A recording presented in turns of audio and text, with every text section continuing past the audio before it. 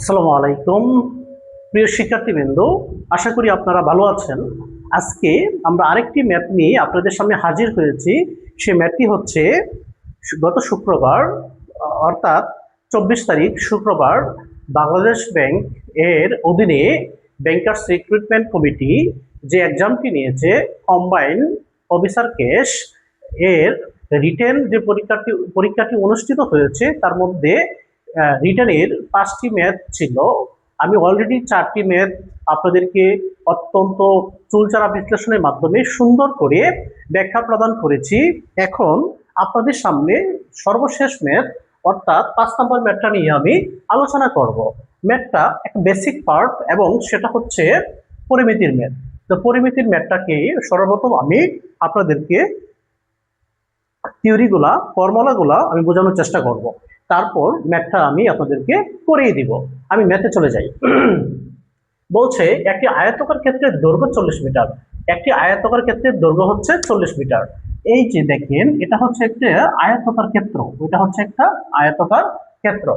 একটি আয়তকার ক্ষেত্রের দৈর্ঘ্য হচ্ছে 40 মিটার। তার মানে আমরা জানি বড়টা হচ্ছে, বড় যে লেন্থ হয় সেটা হচ্ছে দৈর্ঘ্য। তার মানে এটা কি আমরা ধরলাম হচ্ছে এটা দেওয়া আছে হচ্ছে কত, এটা 40। প্রস্থ দেওয়া আছে 30, তার মানে এই প্রস্থ দেওয়া আছে হচ্ছে 30। ওকে, দ্যাট মিন্স আমরা আয়তক্ষেত্র পেয়ে গেছি।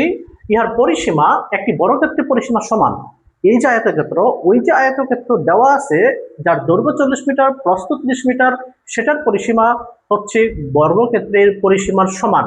এখন হোয়াট ইজ পরিসীমা, হোয়াট ইজ পেরিমিটার, যেহেতু বাংলার মাধ্যমে আসছে, বাংলা মাধ্যমে ম্যাথটা হয়েছে, অ্যান্সার করতে বলেছে, সুতরাং আমরা বাংলাই বলি। হ্যাঁ, তাহলে আয়তক্ষেত্রের পরিসীমা মানে হচ্ছে তার 4টা বাহুর যোগফল, ওই বাহু থেকে শুরু করে এই বাহু, তার সম্পূর্ণ বাহুর যোগফল। আমাকে বলছে ইহার পরিসীমা অর্থাৎ আয়তক্ষেত্রের পরিসীমা একটি বর্গক্ষেত্রের পরিসীমার সমান। তার মানে আমি সর্বপ্রথম আয়তক্ষেত্রের পরিসীমা বের করব, তারপর ওই পরিসীমাটা বলবো, সেটাই হচ্ছে বর্গক্ষেত্রের পরিসীমা। ওকে, আমি কি বলছি যে এদিকে লক্ষ্য করেন আপনারা, এখানে আমি ওই পাশে আয়তক্ষেত্র একটা আঁকছি, সেটা হচ্ছে দৈর্ঘ্য হচ্ছে 40 মিটার, প্রস্থ হচ্ছে 30 মিটার। আর ওই পাশে যে আয়তক্ষেত্র আঁকছি সেখানে দেখেন ওইটার দৈর্ঘ্য ধরছি এ, এটাকে প্রস্থ ধরছি বি, অর্থাৎ এ সমান সমান এখানে হচ্ছে 40, এ সমান সমান হচ্ছে 40, আর এখানে বি সমান সমান হচ্ছে 30। আচ্ছা, লক্ষ্য করেন আমরা জানি আয়তক্ষেত্রের বিপরীত বাহুগুলো সমান ও সমান্তরাল। আচ্ছা, তাহলে ওইটার বিপরীত বাহু মানে সমান্তরাল, দ্যাট মিন্স এটা হচ্ছে সমান্তরাল এবং সমান। তার মানে ইয়াই ইকুয়াল কত হবে, 40 হবে। এখানে যেহেতু সমান এবং সমান্তরাল, তার মানে বি ইকুয়াল কি হবে, এখানে 30 হবে। ওকে, দ্যাটস ওকে।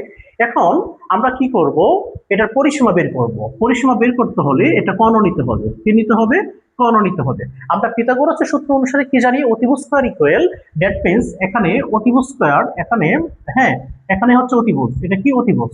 ওকে, এটা হচ্ছে এখানে অতিভুজ। পিথাগোরাসের সূত্র আমরা যখন কর্ণটা বের করব, তখন ইউজ করব।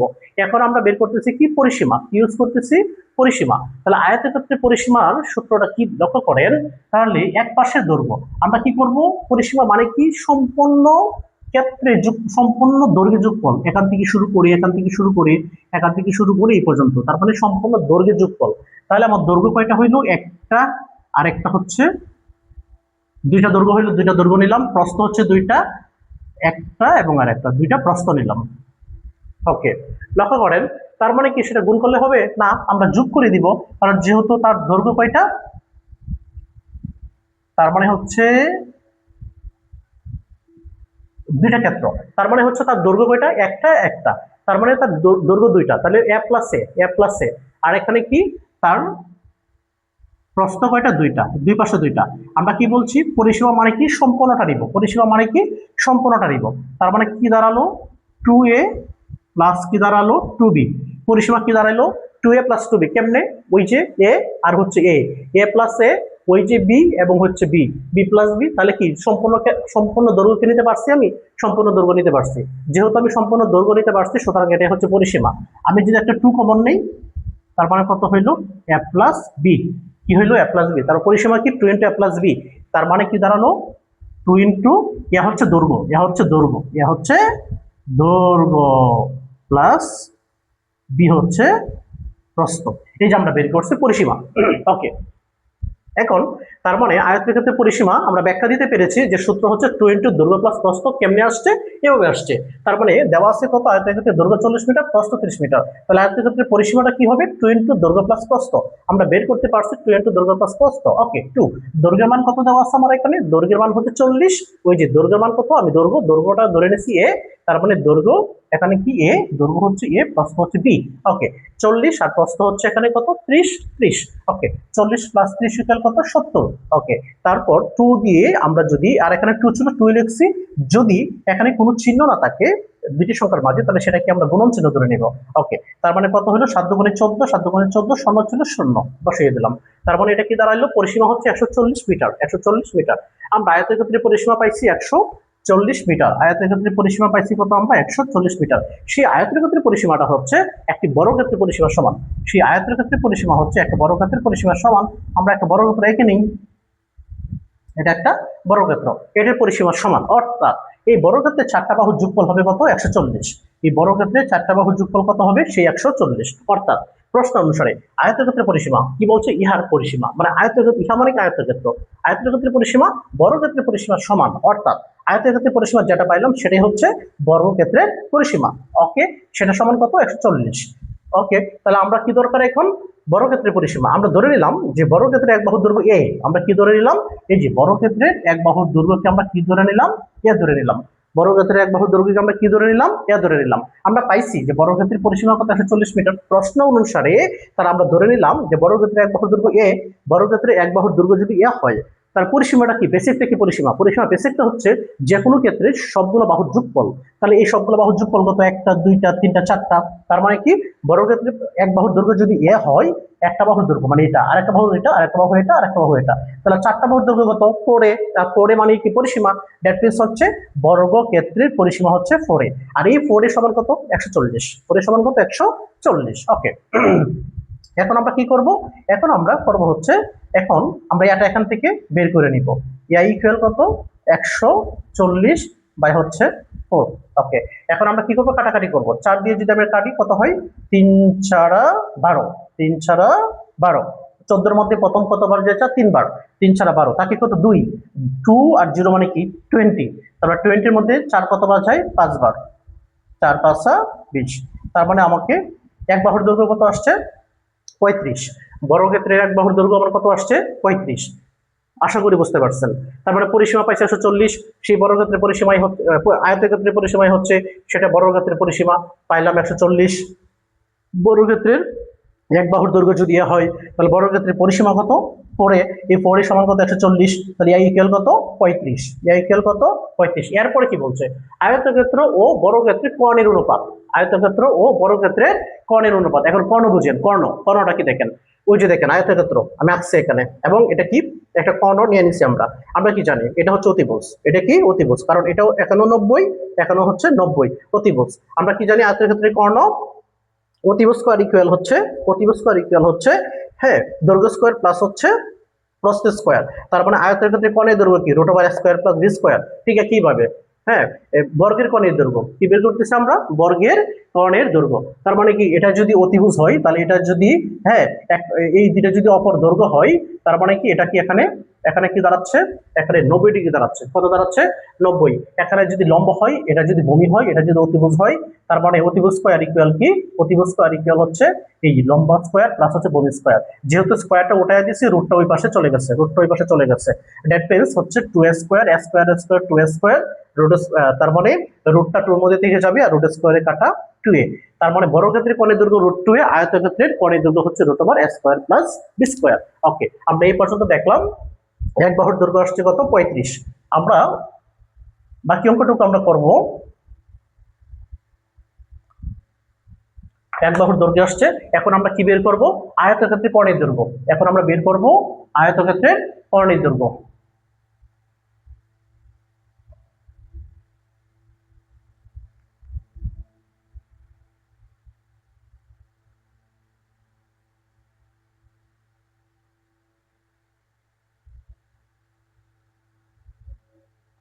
আমি আয়তক্ষেত্রের কোণের দৈর্ঘ্য কি বের করছি? Root over a square plus b square. Root over a square plus b square. আর কি এখানে? বর্গক্ষেত্রে কোণের দৈর্ঘ্য।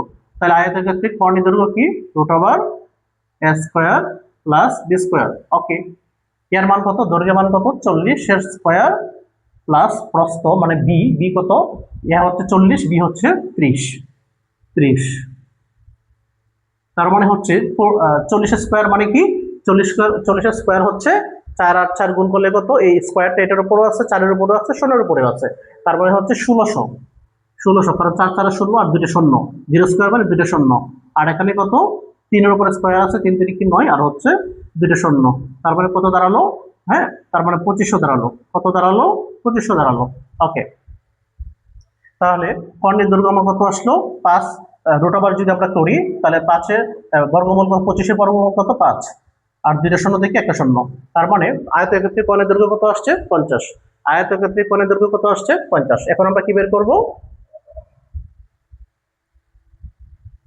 এখন আমরা বর্গক্ষেত্রে কর্ণের দৈর্ঘ্য বের করব।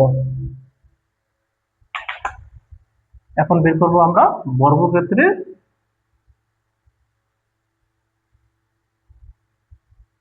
কর্ণের দৈর্ঘ্য। বর্গক্ষেত্রে কর্ণের দৈর্ঘ্য সূত্র কি পাইছি আমরা, আমরা প্রমাণ করলাম √2a। কি প্রমাণ করলাম √2a, তাহলে √2 ইন্টু এর মান আমরা কত পাইছি 35, তার মানে বর্গক্ষেত্রে কর্ণের দৈর্ঘ্য কত 35 √2, কি পাইছি আমরা 35 √2। ওকে, দুইটা কর্ণ আমরা পেয়ে গেছি, দুইটা কর্ণ আমরা পেয়ে গেছি। এখন কর্ণের কি বের করবো আমরা, অনুপাত বের করব। এখন কর্ণের কি বের করব আমরা, অনুপাত বের করব। সুতরাং প্রথম কি বলছে আয়তক্ষেত্র, তারপর আয়তক্ষেত্রে কর্ণের অনুপাত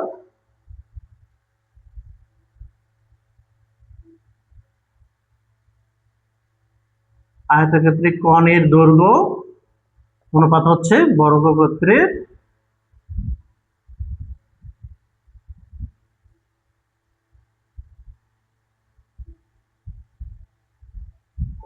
কর্ণের দৈর্ঘ্য। লক্ষ্য করেন আয়তক্ষেত্রে কর্ণের দৈর্ঘ্য আমি কত পাইছি, আমি যদি লিখি ইংলিশে 50 অনুপাত হচ্ছে বর্গক্ষেত্রে কর্ণের দৈর্ঘ্য আমি কত পাইছি 35 √2। আমি কি এটাকে রেখে দিব না, আমি এটাকে রাখবো না, আমি এটাকে কি করব লঘিষ্ঠ করব, মানে কেটে ছোট করব, কেটে কি করব ছোট করব। 5 দিয়ে যদি কাটি 5 10 কত 50, 5 দিয়ে যদি কাটি 5 7 35 √2। এখন কি শেষ এটা না, এখনো শেষ না, কেন শেষ না দেখেন 10 অনুপাত 7 √2, এটা মানে কি, এটা হচ্ছে কি লব, এটা হচ্ছে হর, তার মানে কি 10/7 √2। আমরা জানি যদি হরে রুট ওভার থাকে অথবা ভগ্নাংশ থাকে তাহলে সেটা রাখা যাবে না, কি করা যাবে না, সেটাকে রাখা যাবে না। তারপর কি করতে হবে, এই রুটকে তোলার জন্য উভয় পক্ষে √2 দ্বারা গুণ করতে হবে। এই রুটকে তোলার জন্য একই জিনিসকে, সমপরিমাণ জিনিসকে তুলতে হলে তার সমপরিমাণ জিনিস দিয়ে গুণ করতে হয়। মানে কি সমপরিমাণ মানে কি, এখানে √2, সেই √2কে তুলতে হলে সেই √2 দ্বারাই গুণ করতে হবে। দেখেন এখানে √2 অতিরিক্ত নিচ্ছে, এখানে √2 অতিরিক্ত নিচ্ছে, তাহলে আমরা কি করছি এই দুইটা জিনিসকে অতিরিক্ত নিচ্ছি, তার মানে কি √2 কাটা, আমি এখানে দেখেন তাহলে সহজে বুঝবেন 10/7 ইন্টু √2 ইন্টু √2, অর্থাৎ উপরে নিচে আমি √2 নিলাম, যদি এই √2 কাটা যায় যা ছিল তাই রয়ে গেছে। আশা করি বুঝতে পারছেন। ওকে, তাহলে আমরা কি রইলো এখানে 10 √2। ওকে, এই যে √2 মানে কি, আমরা যদি রাফ করি √2 ইন্টু √2, দুইটার উপরে রুট আছে, একটা রুট নিলাম আর দুইটা 2 মানে 2 স্কোয়ার, রুট স্কোয়ারে কাটা আমরা জানি কারণ রুটের মান হচ্ছে হাফ। হ্যাঁ, তারপর যেহেতু রুটের মান হাফ তার মানে কেমনে কাটা যায় আমি ব্যাখ্যা দিয়ে দিই, 1/2, রুটের মান হচ্ছে হাফ, তাহলে 2 কাটা থাকে কত 2 থাকে, তাহলে এখানে কত থাকবে 2, 7 ইন্টু 2, তার মানে হচ্ছে 10 √2 কত হলো 7 2 14। আবার কাটাকাটি করেন 2 দিয়ে কাটাকাটি করেন তাহলে কত হলো 5, 5 2 10 √2 অনুপাত 7। এটাই হচ্ছে আমাদের ফাইনাল রেজাল্ট, এটা হচ্ছে আমাদের ফাইনাল রেজাল্ট। কারণ হচ্ছে এখন লবের মধ্যে রুট আছে, লবের মধ্যে রুট থাকলে কোনো সমস্যা নেই, অর্থাৎ উপরে যদি ভগ্নাংশের উপরে অর্থাৎ এই অংশে রুট থাকলে কোনো সমস্যা নেই, বাট নিচে রুট রাখা যাবে না। আশা করি ম্যাথটা আমি যতগুলো সূত্রের প্রয়োজন সবগুলো সূত্রের প্রমাণ সহ ব্যাখ্যা সহ এবং রুট কেমনে উঠাইতে হয় সেই সম্পূর্ণ ব্যাখ্যা সহ পুঙ্খানুপুঙ্খভাবে ম্যাথটা আমি বুঝিয়ে দিয়েছি। আশা করি সবাই বুঝতে পেরেছেন। সবাইকে অশেষ ধন্যবাদ। আসসালামু আলাইকুম।